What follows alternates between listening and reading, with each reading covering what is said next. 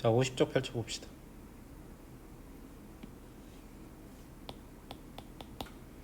자, 조선의 건국입니다. 새로운 국가가 이제 조선이 만들어지기 때문에 조선은 언제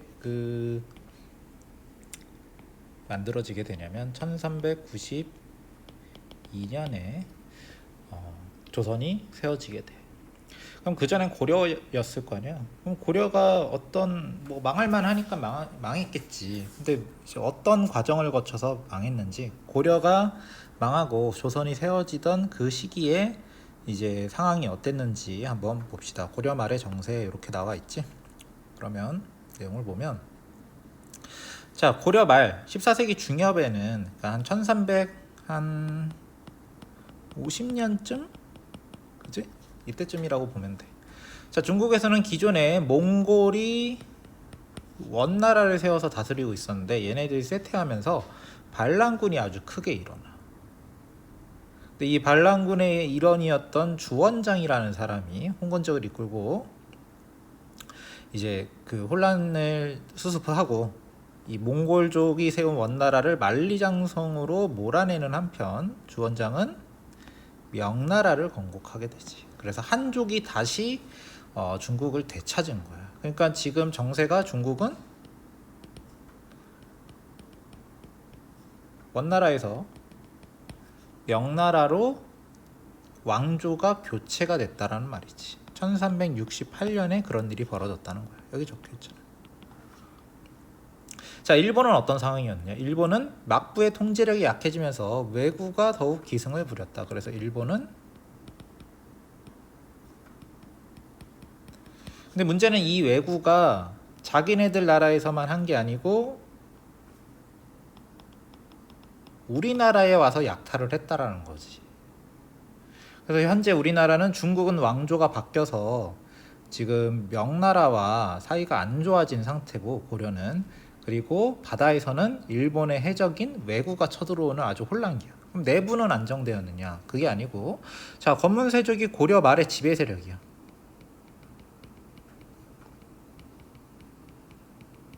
근데 얘네들이 통치를 잘 하는 게 아니고 권문세족이 백성을 수탈했단 말이지. 농장을 확대했다. 쉽게 얘기하면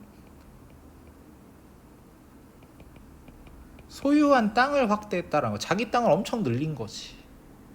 그러면 자기 땅을 많이 만든다는 이야기는 남의 땅을 뺏었다는 얘기잖아. 힘없는 백성들의 땅이 빼앗기는 거야. 그리고 더 문제가 뭐냐면 이 권문세족이나 불교사원은 백성들의 땅을 뺏어서 농장을 확대하는 것뿐만 아니고 세금도 안 내. 나라는 또 가난해지는 거야. 이런 문제가 생기는 거지. 그래서 백성과 국가는 좀 돈이 없어지고 이 권문세족과 불교사원만 지금 돈이 많아지는 그런 시점이란 말이야. 자, 그래서 홍건적과 왜구도 침입해왔다. 홍건적은 한족 반란군을 이야기하는 것이고, 왜구는 아까 얘기했던 일본의 해적들을 이야기하는 거지. 그래서 권문세족을 대신해서 새롭게 나온 지배층인 이 신진사대부는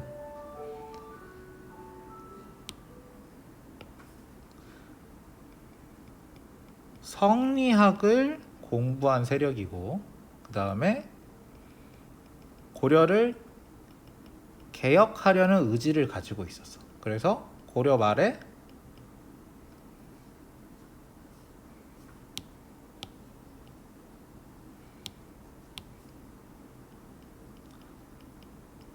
공민왕이 개혁 정치를 할 때 등용했던 그런 세력들이지. 하지만 공민왕이 개혁은 일단 실패를 했고, 대신에 신진사대부는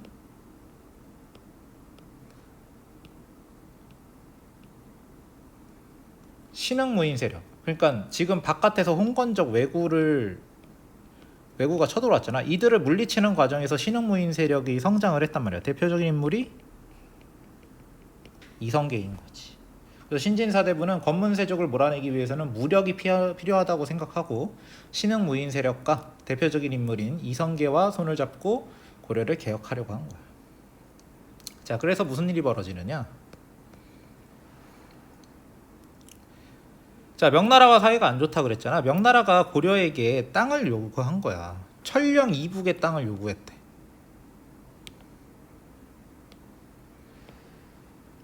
이게 고려가 예를 들어서 우리나라가 이렇게 있다고 치면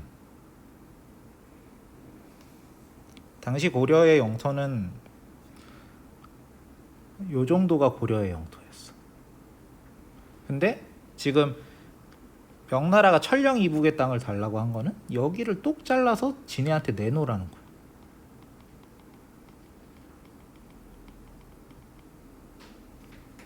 천령 이북의 땅을 요구했다는 건 바로 이 얘기라고. 땅을 이만큼 많이 달라고 하니까 당연히 고려에서는 받아들이기 어려웠겠지.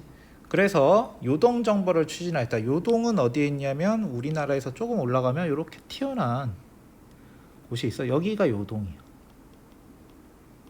여기를 먼저 공격을 해버리자. 요 지도로 따지면은 천령은 여기에 있고 요동은 여기에 있는 거지.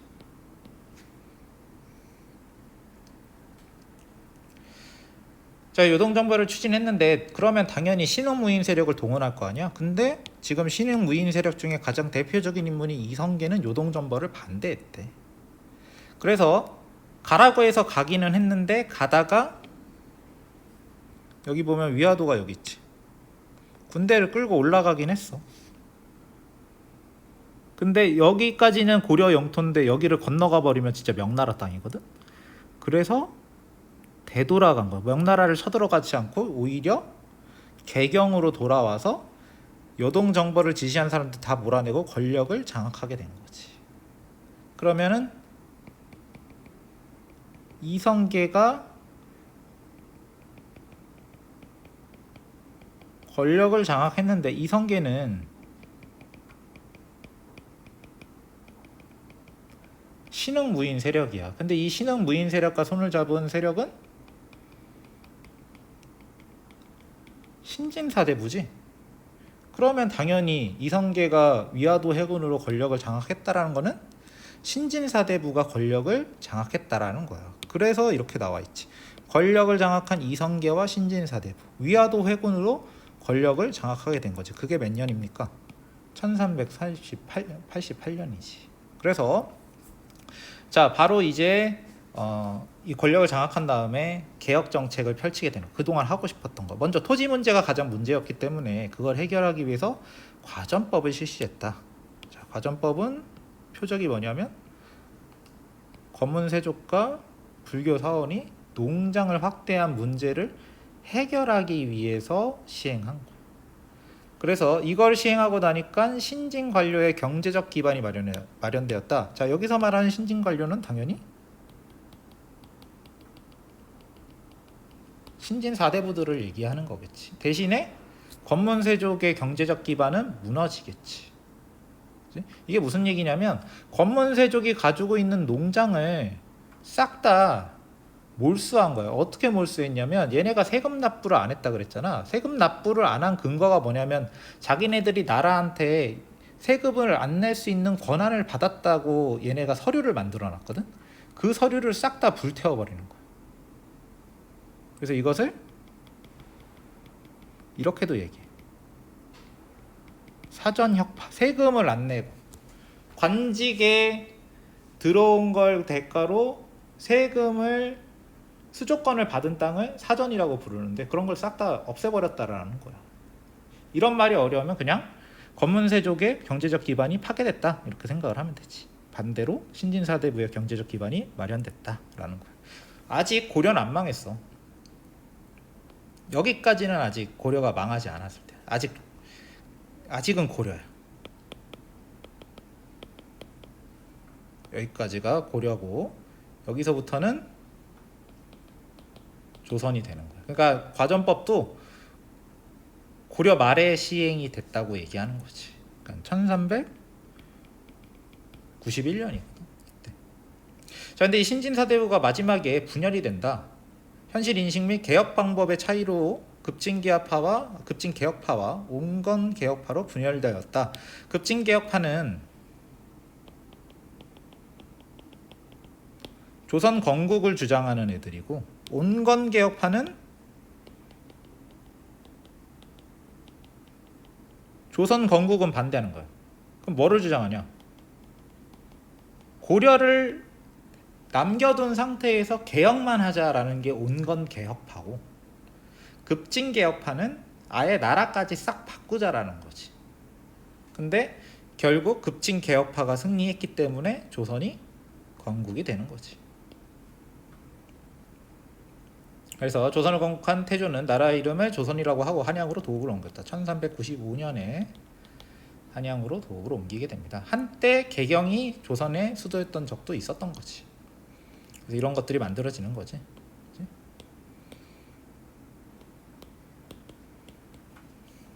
자, 그럼 페이지를 넘겨봅시다. 자, 조선의 이 건국을 한 다음에 이제 국가 체제가 어떻게 갖추어지느냐? 우선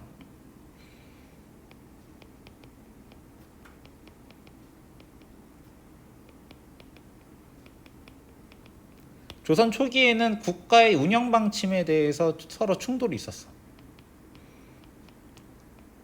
국왕 중심으로 갈 것이냐,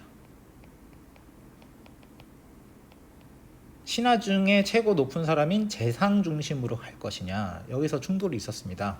내용을 보면, 자, 조선은 민본사상과 덕치주의를 내세우면서 성리학 이념을 바탕으로 통치체제를 정비했다. 성리학 이념을 바탕으로 당연히 했겠지. 신진사대부가 성리학 공부했던 세력이니까. 자, 태조 때 정도전, 이 정도전이라는 사람을 기억하세요. 드라마가 워낙 많이 나와서 대충은 이름을 알 수도 있는데, 자, 정도전은 조선 경국전이라는 책을 편찬하면서 여기에 이제 국가의 기본적 운영 방침이 담긴 책이야. 근데 이 나라를 어떻게 다스리자고 했냐면 재상 중심의 정치를 주장했다라는 거지. 정도전은 재상 중심의 정치를 주장했어. 근데 이게 마음에 안 들었던 사람이 있는 거지. 바로 태종입니다. 태종은 육조직계제를 실시해서 왕 중심으로 통치체제를 정비하자고 얘기한 거.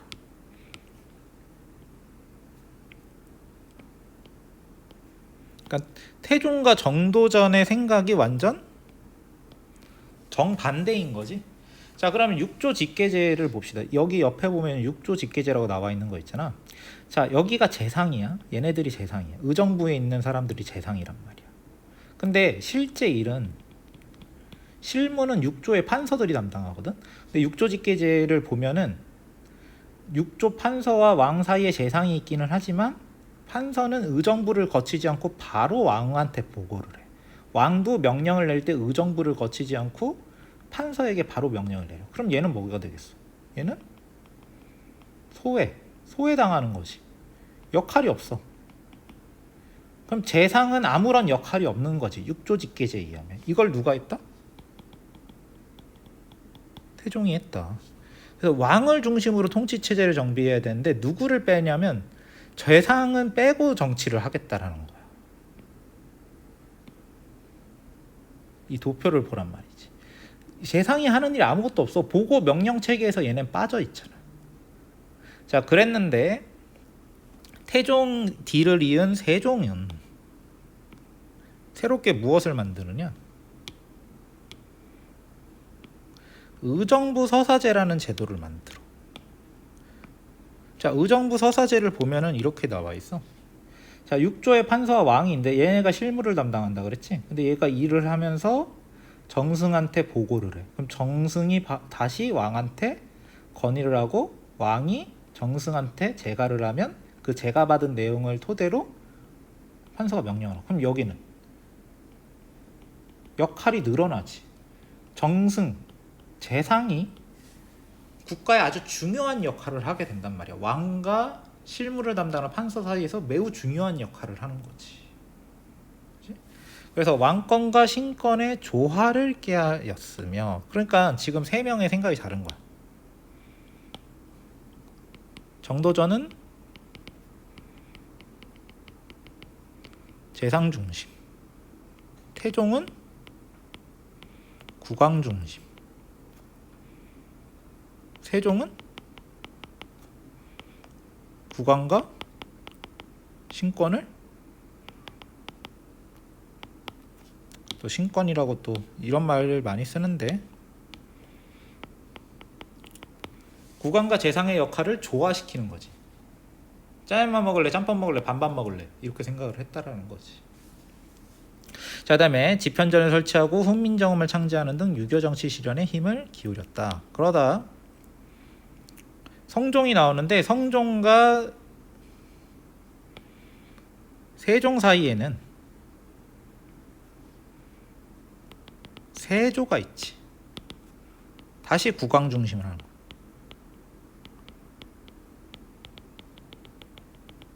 세종의 아들인 세조는 자기도 태종처럼 하겠다고 생각하고 다시 육조직기제로 돌아가게 되는 거지. 그지? 자, 그러다 성종으로 돌아갑니다. 성종 때는 경국대전이 완성 반포되면서, 자, 성종 때는 경국대전인데 이게 뭐냐면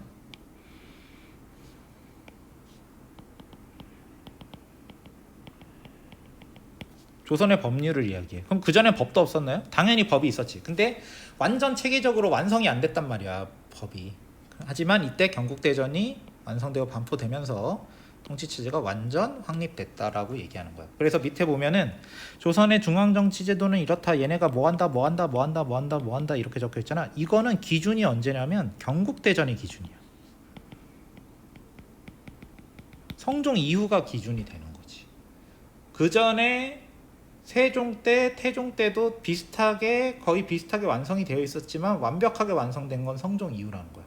예를 들면 그렇기 때문에 여기를 보면은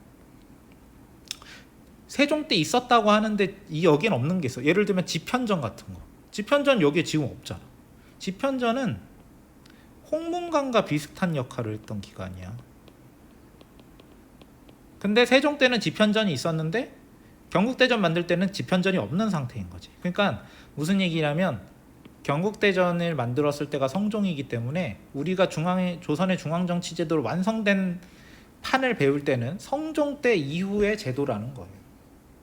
그 전에도 다 뭐 의정부도 있고 승정원, 의금부 다 있었는데 이게 완벽하게 싹 다 완성된 시기가 경국대전이 완성된 성종 이후라는 거예요. 그러니까 경국대전이라는 게 조선의 제도가 완성되었다라는 게 그런 이야기인 거지. 자, 그래서 내용을 보면, 자, 조선은 중앙집권 체제를 지향하면서도 권력의 독점을 막는 통치 체제를 마련하였다. 그래서 견제를 어떻게 했는지 한번 볼 필요가 있어.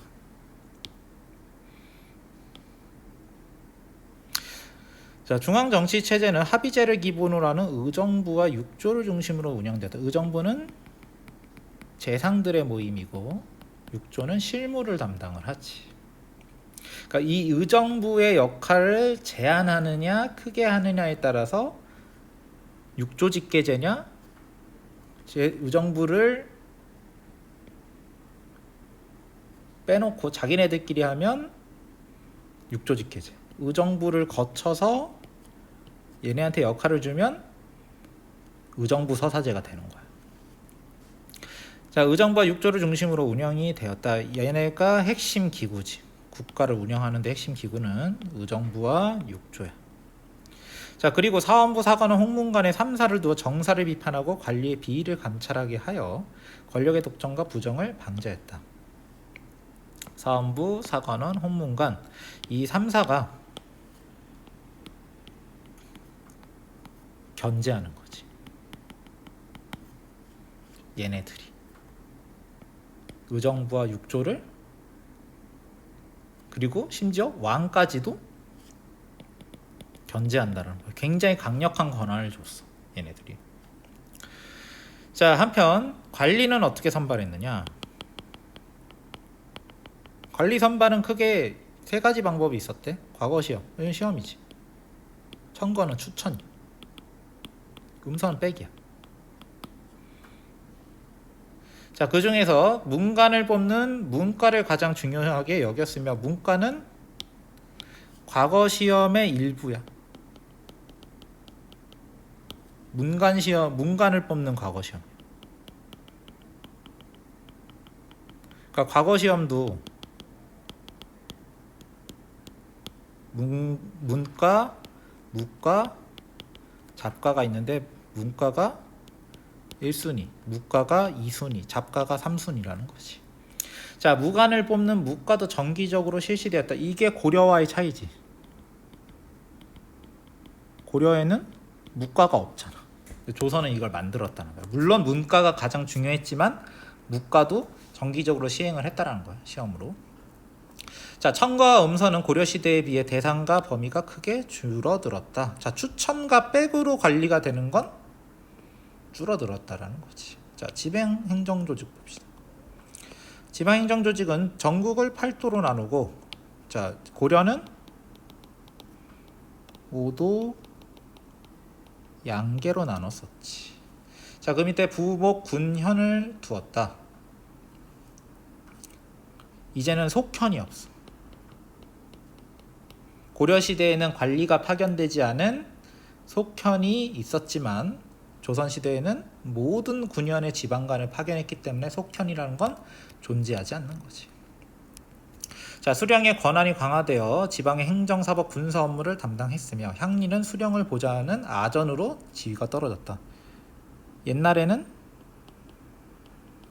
호족이라고 불렸고 향리로서 고려시대 어느 정도 권한이 있었던 이들이, 이 지방 세력들이 조선시대에는 아전으로 지위가 떨어져. 그러니까 이렇게 되는 거지. 호족이라고 불렸을 때 제일 강했는데 고려시대가 안정되면서 향리로 관리를 도와주고 속현을 지배했던 이 지방 세력이 조선시대가 되면 아전으로 격하가 되면서 더 힘이 약해지는 거야. 지방 세력이 이렇게 변하는 거야. 고려 때까지만 해도 호족, 향리 이렇게 불렀던 애들이 조선시대는 아전이 되었다는 거지. 자, 한편 각 지방 사족은 향촌 자치조직인 이 사족이라고 하면 우리가 흔히 양반이라고 부르는 족속들을 사족이라고 불러. 과거 시험 붙었거나 관리를 하다가 퇴직을 했거나 과거 시험을 준비할 정도로 집안이 빵빵한 애들, 얘네들을 사족이라고 불러. 자, 향촌 자치조직인 유향소를 운영하여 수령을 보좌하고 백성을 교화하였으며 향리를 감찰하였다. 여기서 말할 향리는 아전을 이야기하는 거지. 그러니까 이 사족들이 이제 지방에서 하는 역할이 예전